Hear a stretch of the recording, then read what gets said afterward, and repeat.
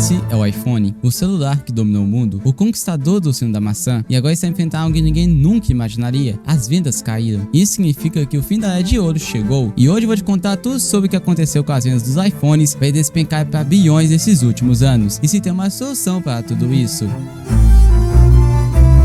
Para entendermos tudo, teremos que voltar a 2007, onde o mundo está impressionado com três coisas: a NASA explorando o espaço, a Netflix transformou a forma de assistir filmes, e o iPhone trazendo uma nova forma de se usar os celulares. Ele não era apenas um celular, era um símbolo de status, inovação e tecnologia no mundo, se tornando até mesmo um mundo para outros. Naquela época, o iPhone não só dominava o mercado, como também deixou os gigantes como BlackBerry, Nokia e até mesmo a Samsung no chinelo. Mas hoje, quando olhamos para lançamentos como o iPhone 16, não é mais sobre novidades diferentes que estamos falando.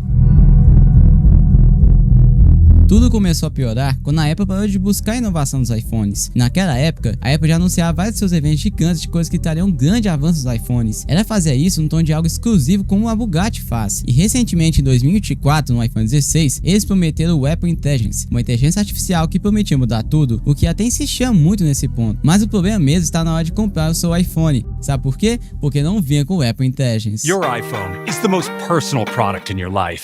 It's part of so many things that make you, you. Now, we're bringing together that personal context with the power of generative model. Sometimes, the best way to get your point across isn't with words, it's with emoji. Isso fez as pessoas que compraram ter que esperar meses até que fosse realmente liberado. E quando finalmente chegar, com certeza não vai trazer nada realmente novo, porque o que parece na versão beta se mostra uma inteligência artificial pior que o ChatGPT e todas as outras do mercado, servindo mesmo só para o básico. Outra, entre aspas, novidade foi o botão de ação, que literalmente serve para colocar comandos, mas a verdade é que essa tecnologia já existe faz antes de celular de outras marcas. Com o meu Nokia XR20, por exemplo, se eu clicar aqui em Tira Print, que ao mesmo tempo eu posso também abrir a calculadora. Isso com as configurações que eu coloquei no meu botão de ação, algo que já existe no celular de 2021. E no fim, a Apple mesmo assim pegou algo já comum e vendeu como se fosse inovação, esperando que daria certo. Resultado foi esse aí: mais de 12% da queda dos iPhones foi só do iPhone 16. Porque se for olhar tudo, o vídeo tá tão ruim que eu prefiro nem falar nada. Esse botão também tornou o uso dos iPhones muito difícil de se usar, indo contra a simplicidade que a própria Apple era tonta a favor. Ele foi aproveitado para usar o recurso da câmera também, e falar que facilitaria muito para tirar fotos e vídeos profissionalmente. Mas as pessoas que têm esse iPhone perceberam seu mau planejamento enquanto usava. A inteligência da Apple foi de arrasta para cima, meu parceiro. Enquanto a Apple faz essas cagadas, os concorrentes como o Xiaomi, por exemplo, já superam o iPhone com telas mais rápidas e com qualidade de brilho superior. Enquanto isso, a versão básica do iPhone 16 ainda usa uma tecnologia de tela ultrapassada com o dobro do preço de brinde.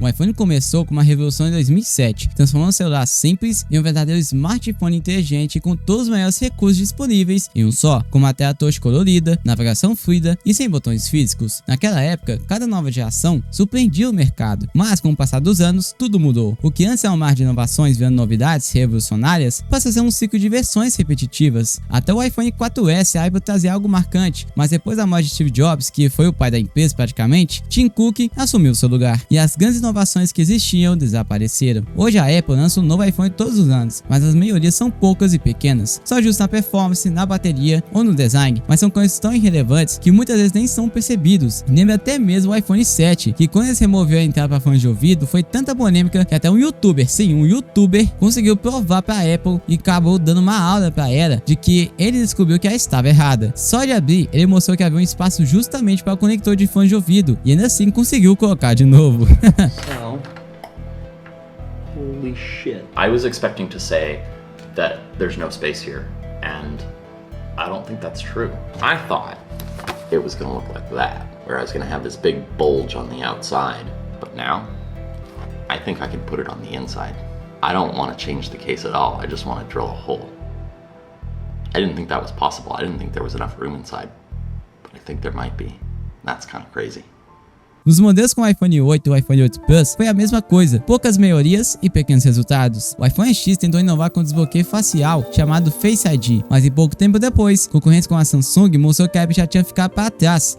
Pois enquanto o iPhone tinha a barrinha com as câmeras exageradas, o da Samsung era bem menor, fazendo a mesma função. Já no iPhone 12, a grande promessa é a internet 5G, uma tecnologia que já fazia parte do mercado há muito tempo antes. Só que a Apple tratou esse recurso como se fosse a revolução do século no seu anúncio. Good morning!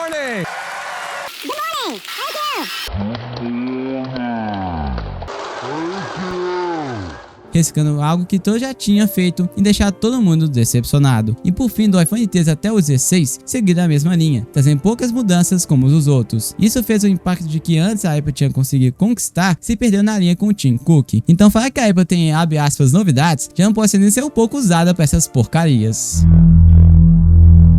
Outras marcas como Samsung, Xiaomi e Google Pixel estão lançando produtos que realmente fazem diferença no dia a dia. Enquanto ela cobra preços exorbitantes por inovações mínimas, a Samsung, por exemplo, já lançou o Galaxy Z Fold, um celular que dobra e cabe no seu bolso, mesmo com a sua tela enorme. Sem contar que é tão suave que chega a ser 1000 vezes melhor do que a dos iPhones. O mais engraçado disso tudo é que quem fabrica a tela dos iPhones é a própria Samsung.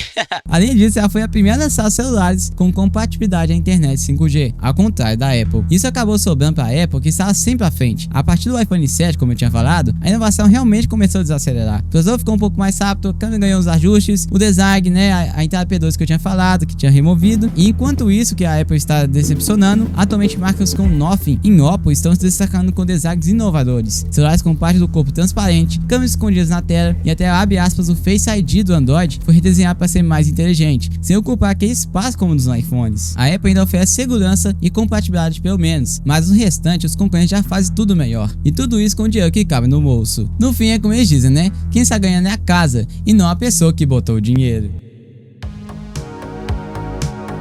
Byte Art. Prever o futuro de uma marca tão grande como a Apple não é fácil, mas uma coisa é certa, o iPhone não vai dominar o mercado para sempre. Muitas empresas têm seus altos e baixos, e quando começam a perder relevância e não se adaptam ao direito, a situação só pode piorar. No caso da Apple, a mudança de estratégia deles foi uma das piores escolhas que eles poderiam ter feito. Hoje a Apple ainda tem muitos fãs que amam seus produtos, como iPhone, AirPods e Apple Watch. Mas com o tempo, o iPhone deixou de ser a grande novidade. Antes eles eram o sonho de consumo de todo mundo, mas agora o status do Apple está diminuindo aos poucos. Isso acontece porque a empresa ficou mais lucrada do que trazer novidades realmente úteis, assim como a maioria das empresas normais fazem. A estratégia deles foi mais ou menos essa: cortar custos e criar um hype por cima disso tudo apenas para vender sempre do mesmo jeito. E tem outra coisa que tá ficando mais evidente a cada ano: os preços, né? No final das contas, tudo isso aqui já não é tanta novidade assim, cara, porque já faz 18 anos que nós reclamamos dos preços dos iPhones. Então assim, eu acho que, na minha opinião, eu acho que isso não vai mudar nunca, na verdade. Mas há uma razão que vai fazer ela uma hora chegar em um limite. Pra você ter ideia, eles gastam $416 e no entanto eles cobram 140 a mais do que gastam na produção, isso sendo mais ou menos 700 e pouco, isso considerando o valor atual, né? Porque se for ver de verdade aí, pode ter até mudado, mas em seu lançamento foi ainda pior. Isso só mostra que está super faturado, sem contar a falta de empresas em outros países como no Brasil, por exemplo, que indica mais outro fator para deixar tudo super faturado. Além disso, o ecossistema fechado da Apple não é mais tão vantajoso como parecia antes. No início era incrível ter um sistema integrado, mas hoje limita demais, você não pode usar qualquer acessório, transferir arquivos facilmente não é possível, ou conectar um fone Bluetooth também sem dificuldade é praticamente improvável, e o que antes criava esse clube exclusivo, até os fãs começaram a sentir o peso dessas restrições. Claro, quem tem dinheiro nem vai se importar tanto, tá nem aí, mas a maioria sim vai pensar duas vezes antes de seguir esse ciclo. A lealdade dos fãs e o poder da marca sustentam a empresa, mas se os consumidores abandonarem o barco por preços absurdos ou falta de novidades, o iPhone pode perder o espaço de vez.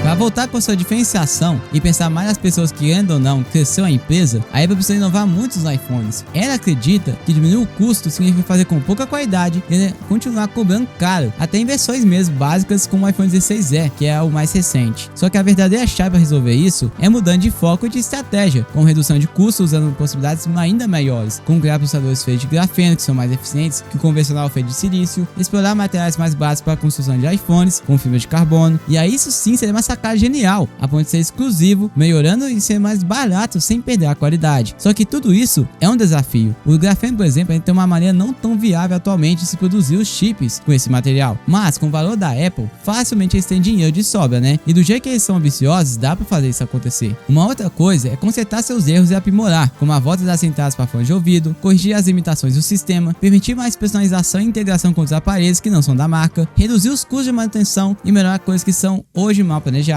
Investir em tecnologias como rede 6G, novas baterias de grafeno também poderiam ser incluídas, que também seria um passo importante para ser mais eficiente, rápido de carregar e mais sustentável. Essas inovações podem manter a Apple de novo no seu auge, oferecer uma experiência superior aos usuários. Mas há uma coisa que eles não vão ficar tão bons o suficiente, por isso devemos repensar na hora de confiar na Apple e nas empresas de mídia, a ideia de que eles nunca roubou os seus dados.